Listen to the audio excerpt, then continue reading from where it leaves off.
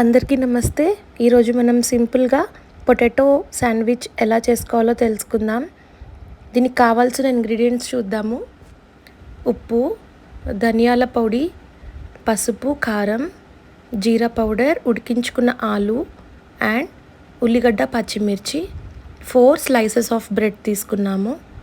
ఇప్పుడు ఈ కట్ చేసుకున్న ఉల్లిగడ్డ, పచ్చిమిర్చి ఉడికించుకొని మ్యాష్ చేసుకున్న ఆలు లోపల మిక్స్ చేసుకుందాం. మనం టేస్ట్కి సరిపడగా ఆనియన్ ఇంకా పచ్చిమిర్చి యాడ్ చేసుకోవాలి. ఉప్పు, జీరా పౌడర్, ధనియా పౌడర్, పసుపు, కారం అన్నీ వేసుకుంది టేస్ట్కి సరిపడగా. మొత్తం ఇలా మిక్స్ చేసుకోండి, కంప్లీట్గా మిక్స్ అయ్యేలాగా. అండ్ మిక్స్ చేసుకున్న తర్వాత బ్రెడ్ పైన ఇలా వీడియోలో చూపించినట్టు అప్లై చేసుకొని పైన నుంచి కొద్దిగా ప్రెస్ చేయండి.